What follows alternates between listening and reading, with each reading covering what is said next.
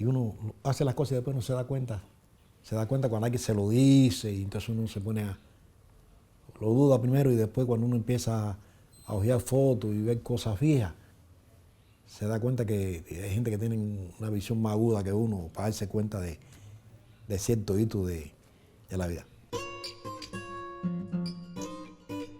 He was at the apex of his career when he left. He gets here and he has nothing. He is a nobody. Certain mystics or even artists have sensed angels or guides or spiritual entities. Es pintura abstracta de esa que uno a veces no la conoce, pero a él le gustaba eso. Mira, maestro, qué pintura más rara.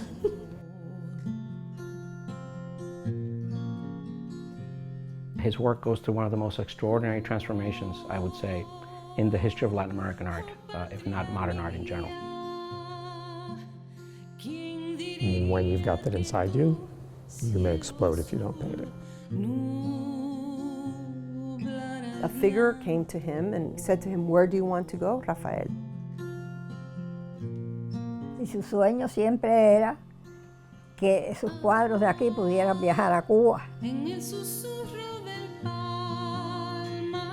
And this new artistic vocabulary that he developed, I think reflects that need to enter into and to engage the experience of trauma and loss, and nevertheless to do it in a way that in the end is hopeful, in the end leads one through the darkness into the light.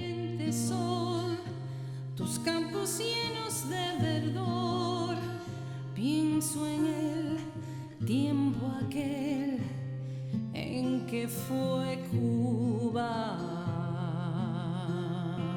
Aquí dice Rafael Soriano, entre lo místico y lo espiritual. Él era un hombre buenísimo.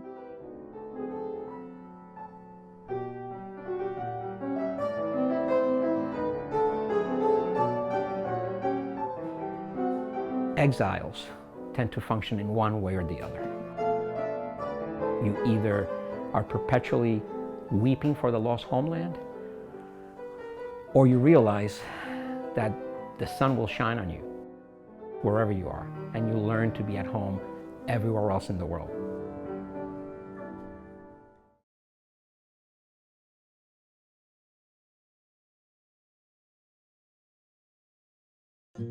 Imagine coming from being a professor, a director, being on the verge of international recognition with your artwork. I mean, my father came at 42. He was already a mature, established artist, and he gets here and he has nothing. He is a nobody. He is a nobody.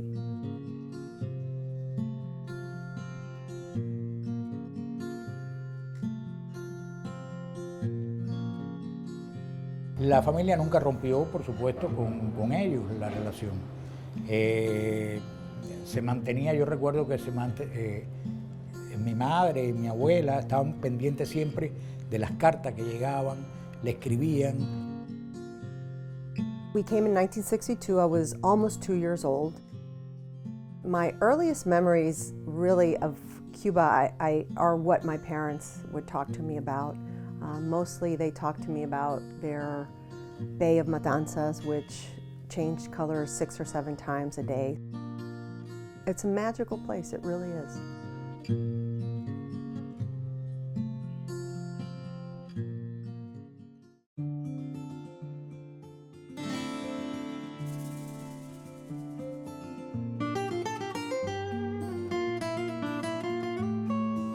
My mother saw him one day. She was in the streetcar and she was 18 years old and she saw this man walking on the street.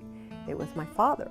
And she describes it as a sledgehammer hit her over the head and she fell in love with him.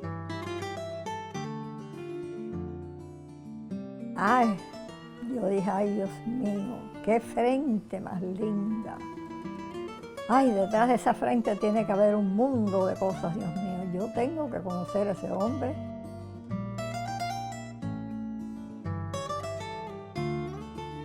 hasta que llegó lo que llegó, hasta que le di el puñetazo final.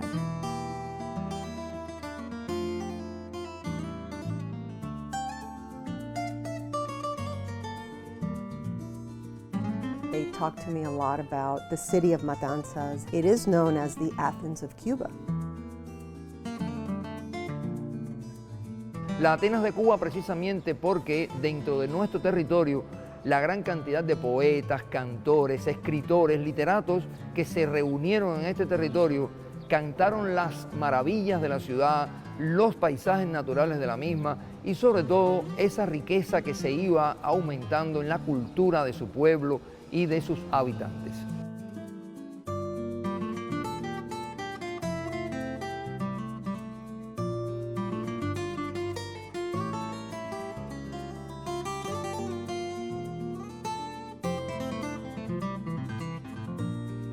Ay, que Matanzas era la ciudad más linda y que además Matanzas le daba tanta paz a sus habitantes y tanto amor y tanto cariño que no podía haber en el mundo otro rincón como ese.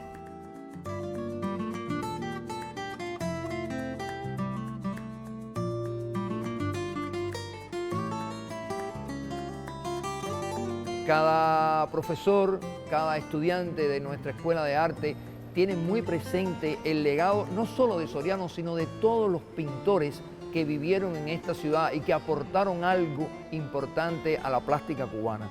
Él es uno de los primeros porque es además del fundador de la extensión de esa escuela.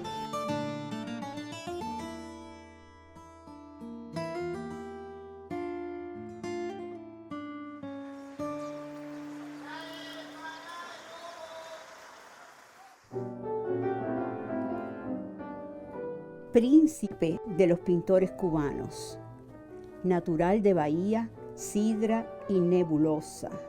Se asoma al infinito, cuenta a pura pincelada, en veladuras de elocuente color, la soledad. Lo que entre luces, cromatismo y sombras, sueña con encontrar su mente. Es también su obra que se estudia, su pincelada, su arte, cómo él logró plasmar, como él bien dice, el espíritu de la ciudad en su obra, la luz de la ciudad en su...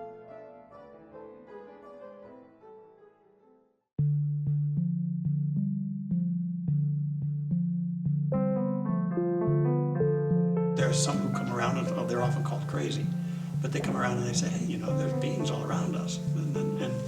And sometimes I even leave this body and travel in these dimensions.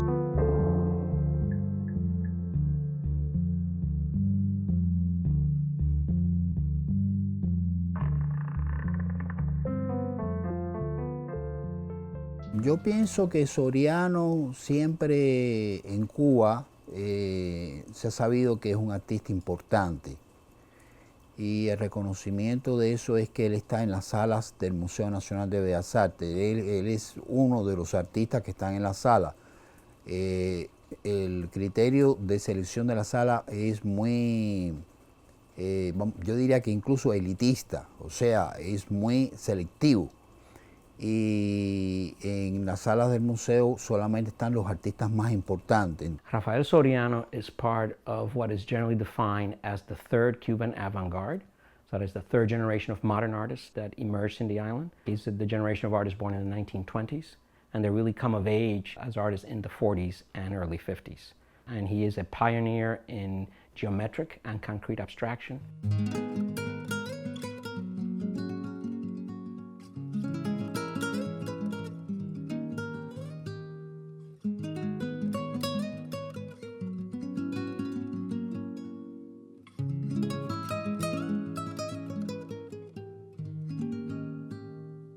Hoy es muy fácil ver y entender la abstracción, pero en aquella época, en un país como Cuba, una isla caribeña con gran influencia musical, carnavalesca si se quiere, ser de vanguardia para aquella época fue algo, fue revolucionario para aquel momento. I think what's interesting to note about Soriano is that he graduated in painting and drawing in 1937, and then he graduated in sculpture and drawing in 1939 from San Alejandro Academy in Havana. Siempre ha sido una escuela con un sentido de academia muy rígido, muy estricto, y donde el alumno tiene que salir de allí a buscar más. With this graduation, he had been exposed to some of the most important professors and artists from both the first and second generation in Cuba.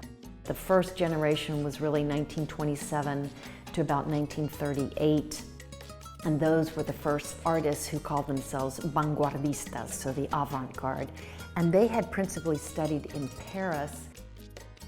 The second generation, the epicenter was Mexico with the muralist painters, and also at that time Surrealism was having a rebirth in Mexico City. Soriano was exposed to all of these great painters and their interpretations of what was happening in the wider world in these transnational kind of aesthetic movements. He benefited from that. Pero ya en los años 50, la pintura cubana va a irrumpir en un arte internacional, va a estar influida por la Escuela de Nueva York y por París. La Escuela de Nueva York, el expresionismo abstracto, París, las corrientes que tienen que ver con la geometría, con el arte concreto. Entonces, la pintura cubana de los 50 va a estar en sintonía con las corrientes universales que están en ese momento en boga en todo el mundo. In the 50s, we see Soriano painting in this kind of geometric, concrete form, which is basically using flat, angular shapes and experimentation with a lot of different colors. Entonces, estos artistas podían exponer en cualquier espacio, tenían relaciones con grupos concretos de otros países. Es en esa dirección que yo veo a Soriano, no dentro de un pensamiento filosófico, sino dentro de un pensamiento plástico.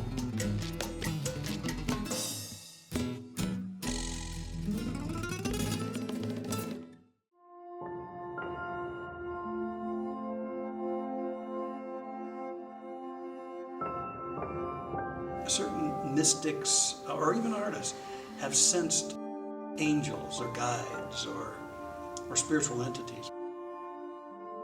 For them, the veil was thin between this vibratory dimension and others that coexist here.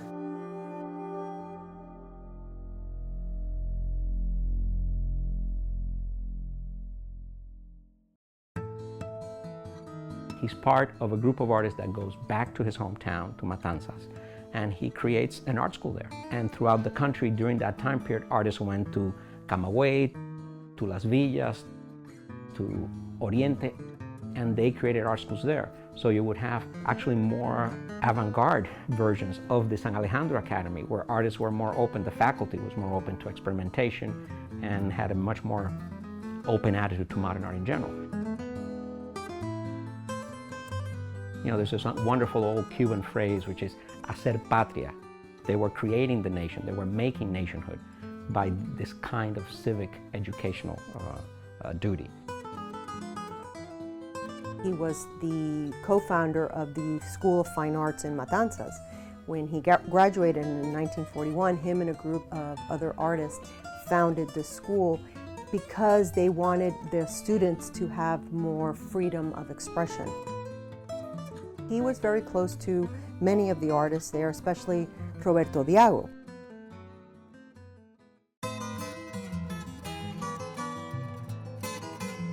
Cuando mi abuelo termina San Alejandro y estaba trabajando, comienza a trabajar, Rafael Soriano lo manda a pedir, le dice: Diago, ven a Matanza, porque fueron los primeros, fueron de los primeros, los pioneros en la abstracción en Cuba.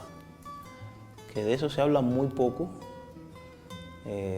pero fueron de un movimiento muy fuerte para la época, porque rompieron con esquemas tradicionales, formas de pintar de la academia, rompieron por completo con esa abstracción. En la escuela de Matanza, uno de los alumnos más notables, de los resultados más notables, fue Agustín Grey, el gran escultor cubano, que fue alumno de ellos allí en Matanza y bueno, uno de los grandes escultores. Que eran los artistas de más, ¿cómo decirlo?, de mayor visión, de una visión más moderna de las cuestiones del arte, eran Diago y Soriano. Y entonces, por supuesto, los que teníamos interés en hacer cosas que no fuera del griego, que no fueran los bodegones y las naturalezas muertas que nos ponían allí a pintar, siempre íbamos a conversar con ellos. E influían mucho en todos nosotros, en todo lo que de alguna manera queríamos hacer algo diferente.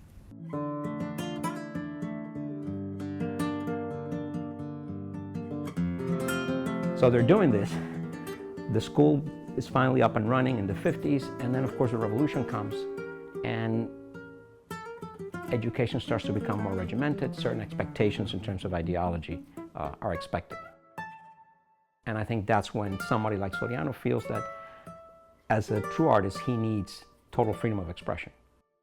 And so when he sees that being closed off, I think you have one of those situations where it's both an individual decision, but it's very much an individual decision caused by historical chaos and conflict. And so he goes into exile in the spring of '62, shortly thereafter, followed by his wife and daughter.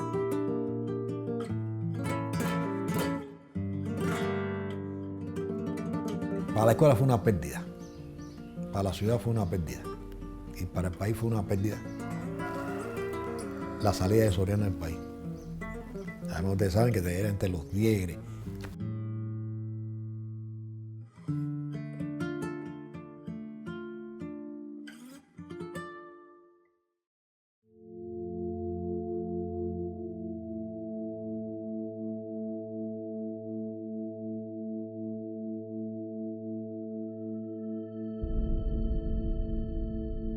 Mystery is something that attracts, but at the same time, it provokes terror in us.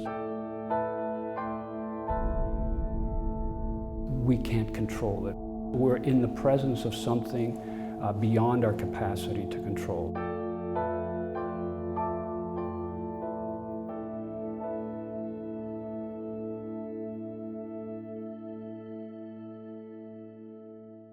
Realmente fue una experiencia bien dura, diría yo traumática incluso, para toda la familia.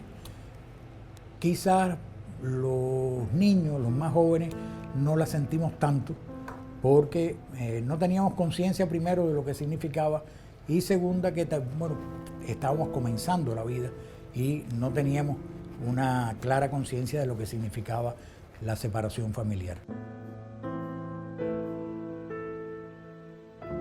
When he gets here to Miami, he's a nobody. I found letters that he would ask to become a professor in different schools in this country, in New York and New Jersey, and he was rejected in all of these schools. We regret to advise you that we are presently fully staffed. longer registering. We do not at this time have any opening on the teaching staff. It's a feeling of being profoundly uprooted. And I think that particular generation that arrived in the early 60s truly believed that they were going to be getting back sooner than later, that this was a temporary stay. And of course, as time passed, it was clear that that was not to be. My father was traumatized. For 2 years, my father did not paint.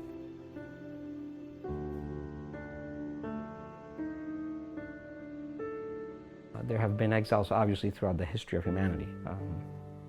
the great German philosopher Theodor Adorno said that once you become an exile, you realize that the only homeland that you have is your language.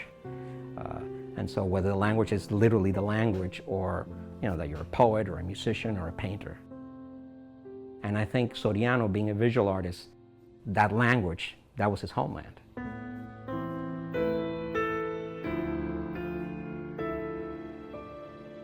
Exile is a displacement, but you make the best of it, and he made the best of it. He never looked back, he never regretted coming, he never regretted anything. He always moved forward. He always moved forward. Poco a poco se va lejos. In other words, little by little, you get far. That's who he was. That's who he was. He was working at different jobs till he finally got steady work at Editorial America. And what they did is they would do magazines like Cosmopolitan in Spanish. It was called Vanidades. The drama, the novelas, he would draw like the woman going like this.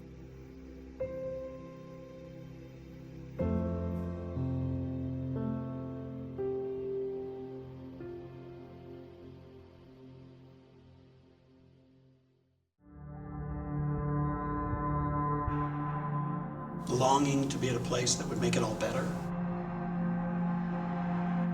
Sounds like Soriano had a dark night of the soul.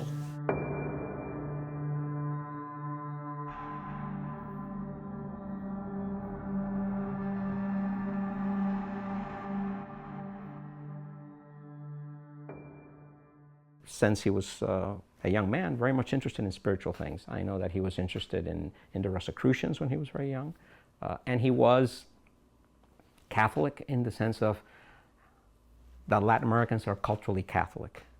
But I don't doubt at all that he had a connection with the belief system. Not the dogma, not any kind of restrictions, but something that's about looking beyond the material reality of everyday life and seeing transcendence.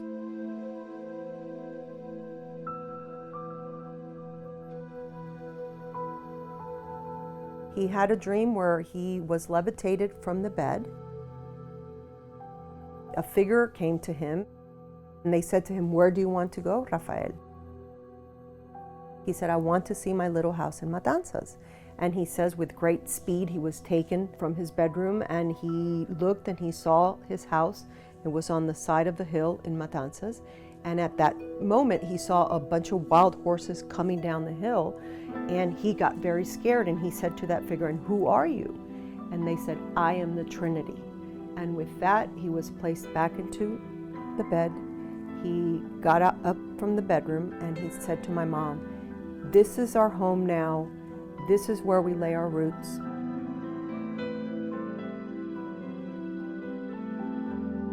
He told me one day, "Do you know what I saw today?" "No, I don't." He told me, was the Trinity,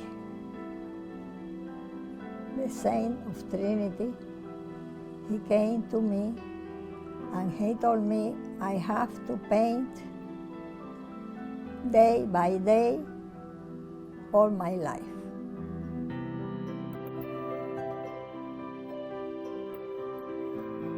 He was able to move forward and find his voice, and he went inwards, and he was a spiritual man, and he believed in God, and he believed in the Spirit, and he traveled in his paintings.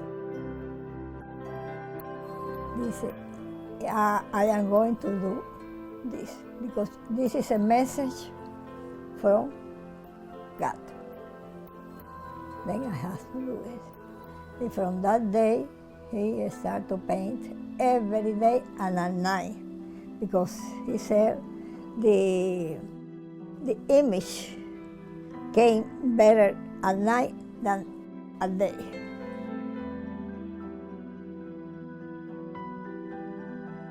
When he had that experience, he said, "Hey, I'm a bigger citizen. I'm more than a person born in Cuba, and I'm more than that homeland." And then you could say, "I'm home now." But when we have an inner experience like that, then we realize it flows from within. It's not produced by where we live or the culture. I mean, those are niceties, but it comes from within. This is where you have this great transformation in his work. And so you see that in time, the geometric shapes start to shift, and you start to get these more biomorphic, organic shapes that appear in the work. The palette becomes extraordinarily rich and mysterious, and is very much part of this transformation of the acceptance of exile, but that also exile is giving you an opportunity to, in effect, start anew.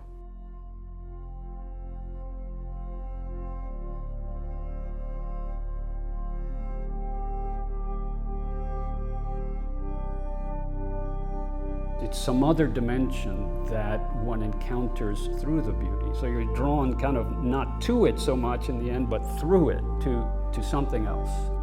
And it's that, again, that light that shines through.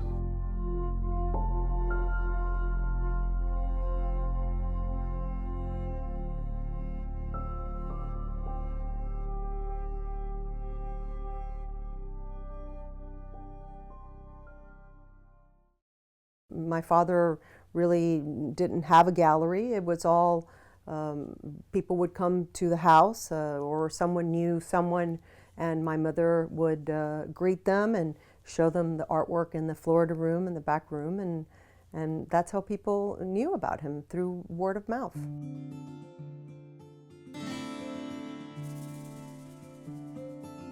We would sit around and have Cuban coffee, and he would bring out paintings. We respond differently to different pieces. He kind of enjoyed the fact that I loved them. He seemed to get so much satisfaction. Rafael was a very warm person. When I saw Soriano's painting, to me it was like falling in love. I fell in love like I fell in love with my wife. It was something that was forever. You know, it was something so deep. It was something so impact in my feelings that I still feel it today after 40-some years. You know, he would show me different paintings, and I wish I could buy them all.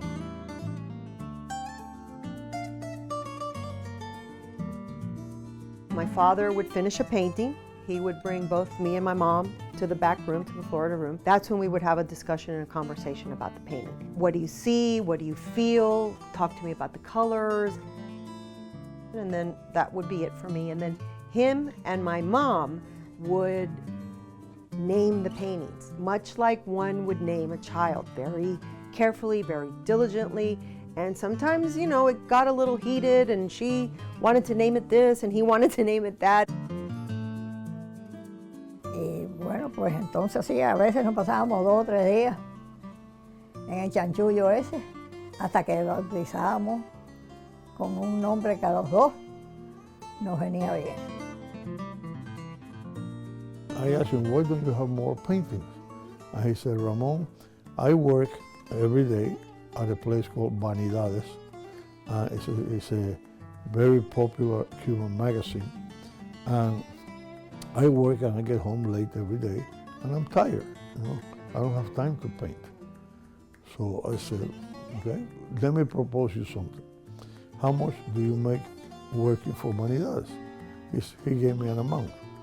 I told him, I will give you that plus a little more. But you can paint all day long and you don't have to work anymore at Vanidades.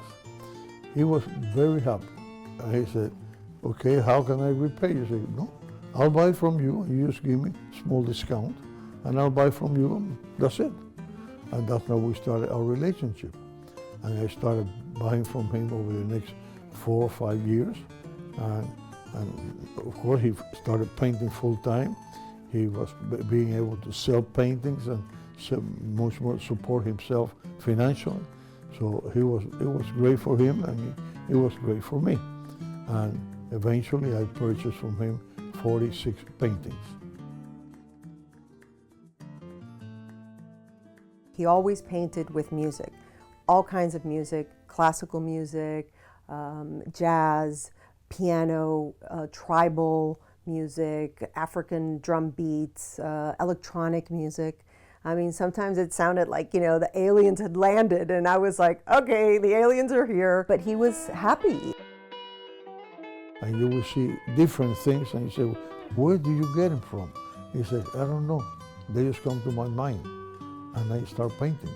Yo le decía, viejo, yo no necesito ticket de avión, ni de tren, ni de nada, porque yo con los cuadros tuyos viajo hasta el universo. She only said once to me, she said, what your father is doing back there is very important work, so that's why he's not playing with you now. And I got it, I understood. I see similar things to what I saw originally, but I still see different things in his paintings. And it's not restricting, it's not binding, they're expanding. Estoy encantado de la vida.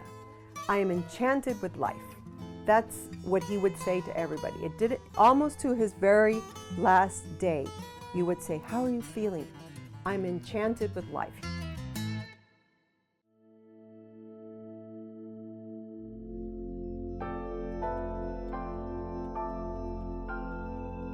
It looks like this figure is sort of fading. I just imagine it's really how it feels when you're losing control of your faculties.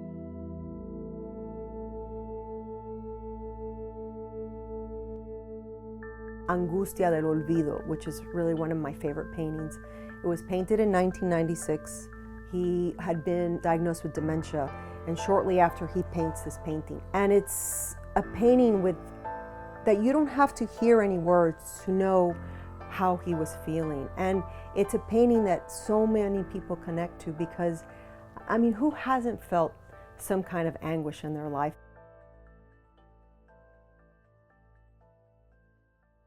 He really hardly spoke in the very, very later period. And for anyone that you love or care about, watching that is difficult.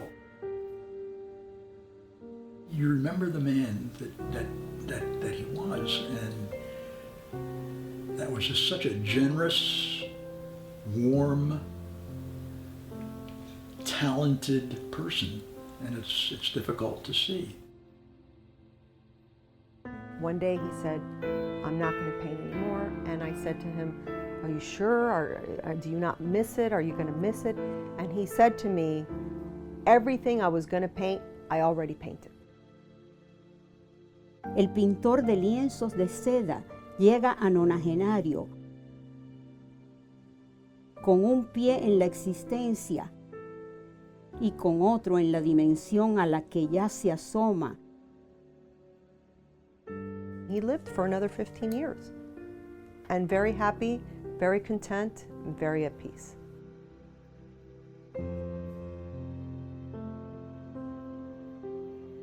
Se estaba muriendo y me decía, vieja, esto no se acaba aquí. Esto no se acaba aquí. Este es el comienzo de una felicidad eterna. Así era.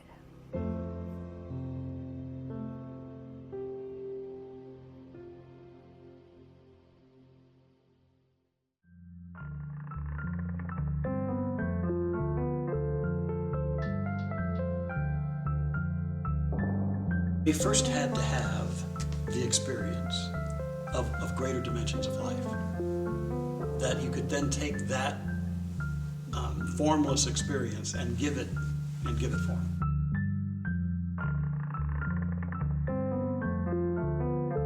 He was like the power that could participate in and experience an expanded dimension of reality, and then be the interface by which it then is visible for us to experience and enjoy.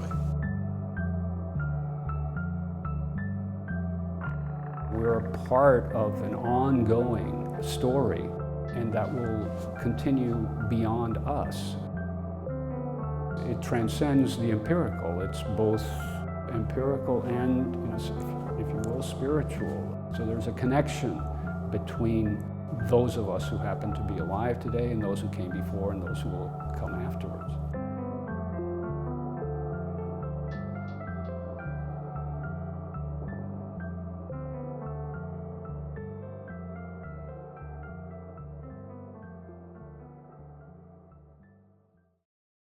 Soriano produced over 70 years, and that's a lot of work, and he was very disciplined. When you look at his work, you think, is this the same artist that was painting geometric abstractions? When you look at his late mature work, which is very biomorphic and organic and surrealist. Roberta Goizueta, who is a liberation theologian, and Elizabeth Goizueta, who teaches Spanish in the Romance Languages Department, have always been very interested in Latin American studies, and they have driven the Latin American initiative at the McMullen Museum.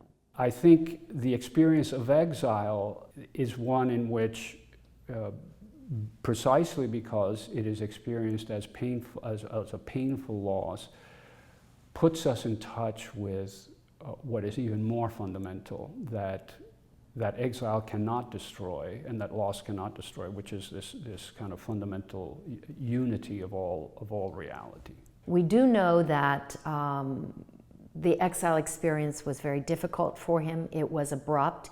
It forced him into experimentation. Yo pienso que Soriano es un artista que obliga a la reflexión a cada espectador, que cada espectador va a encontrar en sí una lección distinta en Soriano. I agreed to work with Elizabeth and Roberta Cobas on an exhibition of Rafael Soriano's work to be mounted here at the McMullen Museum. La magnífica exposición que se hizo en Boston se sentía en la galería la fuerza de aquellos cuadros que te introducían en un mundo inesperado, no tenebroso, pero como una cuarta dimensión, ¿no? We decided to emulate this dialogue, this conversation that was happening in Cuba in the 50s between the organic, biomorphic expression of abstraction and the concrete geometric abstraction by recreating a pivotal exhibit that happened in 1955 at the National Museum of Fine Arts in Havana, whereby it showed the paintings of Rafael Soriano, those geometric paintings, and mixed in with that, we had Agustin Cardenas's sculptures, his biomorphic, organic, surrealist type sculptures. Hortensia Soriano was in touch with Long Beach, and they owned a Rafael Soriano painting and were interested right from the beginning in taking the show that Elizabeth Goizueta was curating. People came to the show again and again and again. People still come here hoping they can see it. It meant the world to me that people were enjoying this and relating to it as I predicted that they would, and they did. And there is poetry being written about it. There are more articles that will happen. We're here today, and I think it's a testament to the commitment of fine art, and fine art from someone as talented and brilliant as he was.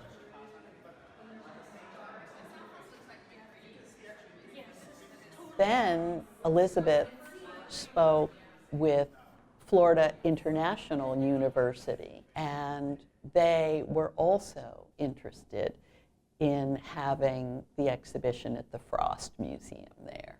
I went and visited with Hortensia, his daughter, and we were in his studio, which is still set up. And I thought, you know what we could do? We could bring his studio into the galleries. And it just makes it feel like he's just kind of gotten up momentarily and left to get a cafecito. So this is a little touch that differentiates our venue from the previous venues.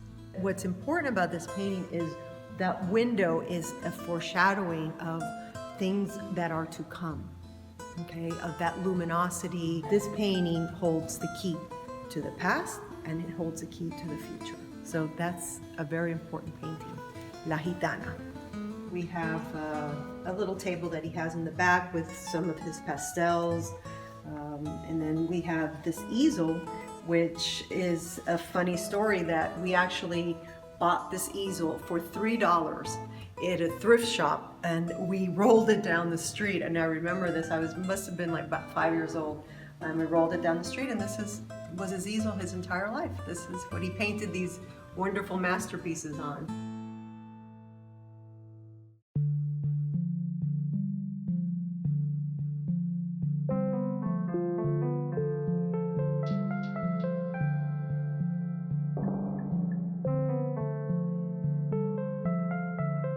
He has a quote that he says, "I do not pretend to transmit a message of reality.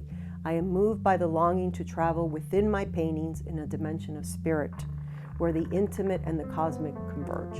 What I think is important about his work is that he doesn't describe. He's not an illustrator. He evokes through expression. So in the way he defines the form and the kinds of veils of color that he uses, he's able to move us through a series of emotional states. And so the aesthetic experience of a Soriano painting, I believe, is ultimately an experience of transcendence. It is not going to be just a painting that's going to tell you, I'm a beautiful object, look at me. It is a painting that's going to tell you, I'm a beautiful object, but I'm opening up something else for you. Be courageous, jump in. Let's see where we can go from here. And it becomes an adventure. The iconography now has what we would say as being fantastic creatures, maybe from other planets. Maybe the planets and the cosmos and the galaxies are included in this imagery. Maybe morphologies, inner psyches, or landscapes that kind of relate or would be a metaphor for his own inner landscape.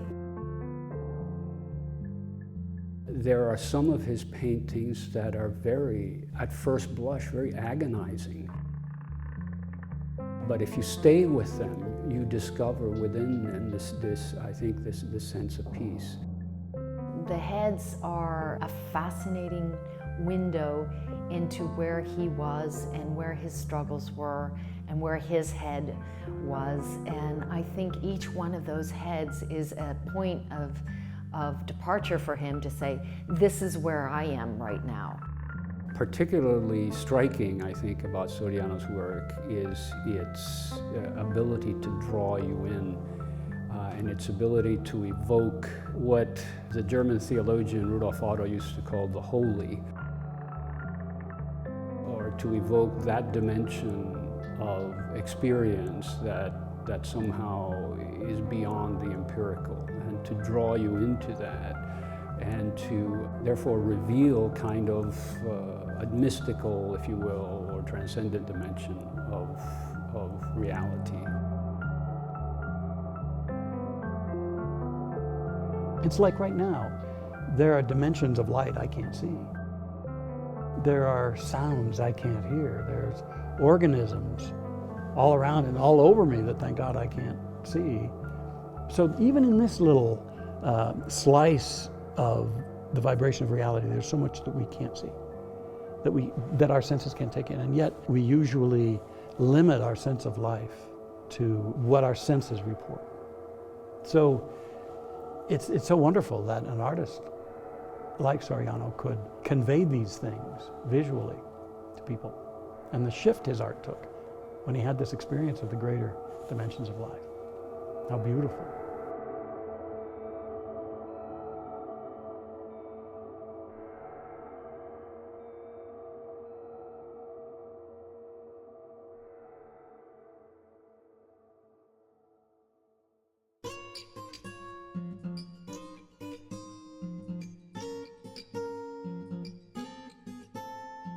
Viajó en las plantas de la Trinidad.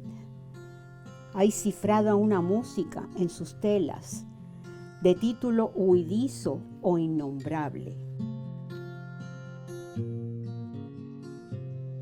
I do think that in his late paintings from the 90s, that he is able to visualize the next world. So that seems to suggest that Soriano was contemplating as well and was understanding in a way and portraying to us that there is nothing to fear in terms of taking that next step.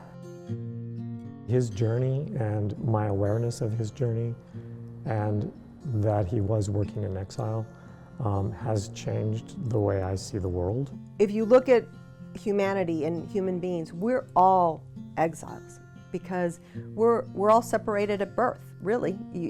We go around life trying to find our way. We're all exiles, I think. Our hearts are always yearning for that oneness, for that unity. And that yearning is what is fundamentally real about what it means to be a human being. Soriano, I think, trusted in that yearning and that longing that he had for communion that had been ruptured in the experience of exile, and in trusting in that, created this, this beautiful artwork, I think, that speaks to all of our longings and to all of our yearnings. To know him and to historically know how important he was, and to honor that life and that spirit and that talent, and it doesn't stop. And he's really, he continues to give, and I think that's the mark of a truly brilliant artist in time and eternity. No hubiera sido más favorable a nosotros como cubanos haberlo tenido aquí. Ahora que he visto la obra de él, que no conocía a través de los catálogos, me asombro de lo que logró.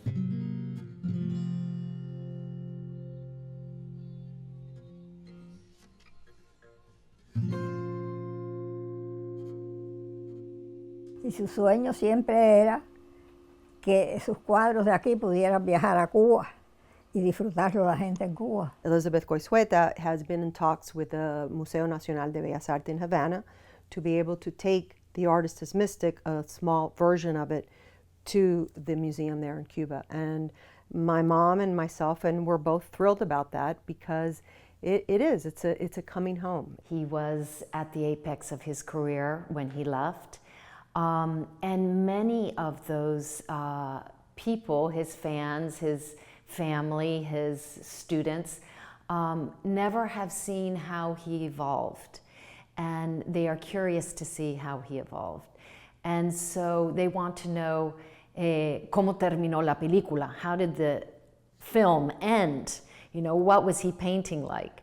And very respectfully, the directors of the National Museum of Fine Arts have listened to my argument, and each one has enthusiastically endorsed having the first exile artist in their galleries to come back and to show the people, el pueblo, exactly how this artist, their native son, how he ended up painting in the United States. So we are planning now a centennial of his birth, which will be in 2020, and to bring Soriano back to Havana. Por lo tanto, creo que la exposición, la retrospectiva que se puede hacer de él aquí en Cuba por sus 100 años, no solo será un homenaje a Rafael Soriano, también será un homenaje a la cultura cubana en su sentido más amplio. Porque solamente se conoce de Soriano un fragmento de su carrera artística, pero yo creo que será emocionante ver toda su obra. Y yo creo que Soriano se va a pasear como uno más por las salas del Museo Nacional de Bellas Artes. Es como el hijo que retorna, porque aquí toda esa influencia, toda esa semilla se dio aquí. Eso va a ser un acontecimiento, porque realmente muchas personas no han tenido la posibilidad de conocer toda la obra, la magnitud de la obra de ese creador, que es importantísima. Cerca de 600 estudiantes en la Academia de San Alejandro, y todos se comunican siempre y van a contar esta experiencia. Y va a ser verdaderamente maravilloso y feliz para todos. Siempre las barreras, quienes las rompen somos los artistas. There is no exile that is frightening when you are an expert carrying landscapes on your shoulder. Yo creo que Soriano nunca se fue de Cuba. Quizás sea una metáfora, ¿no? Siempre Cuba estuvo dentro de Soriano. Pero yo creo que la esencia, la espiritualidad, los azules, la forma, nunca se fue de Soriano. Creo que hay veces que hay que pensar, el arte puede unir a las sociedades. Soriano is a handful of painters that to me are an integral part of the art of Latin America, but they also transcend Latin American art. And they really are universal in what they communicate. And what they communicate are the perennial issues of the human condition. Soriano, más que cubano, más que norteamericano, es un artista del mundo. Se nace en un país y en otro se renace. Nos cría un fulgor sin fronteras. Yo le decía, bueno, cuando tú vayas a no sé qué lugar, yo le decía, tú me traes un regalito.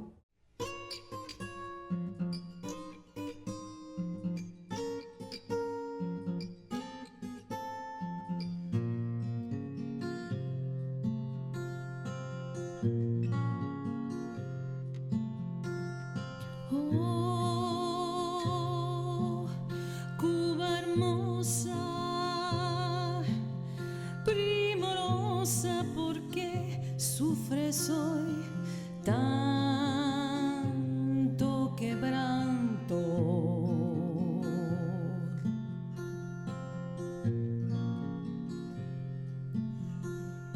Oh, oh patria mía, ¿quién diría que tu cielo azul nublará el llanto?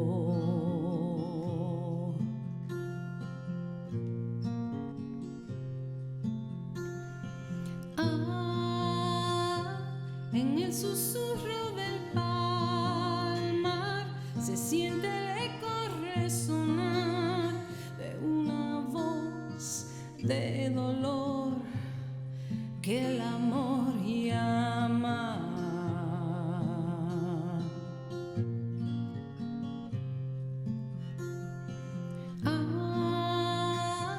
Al contemplar tu ardiente sol, tus campos llenos de verdor, pienso en el tiempo aquel en que fue Cuba.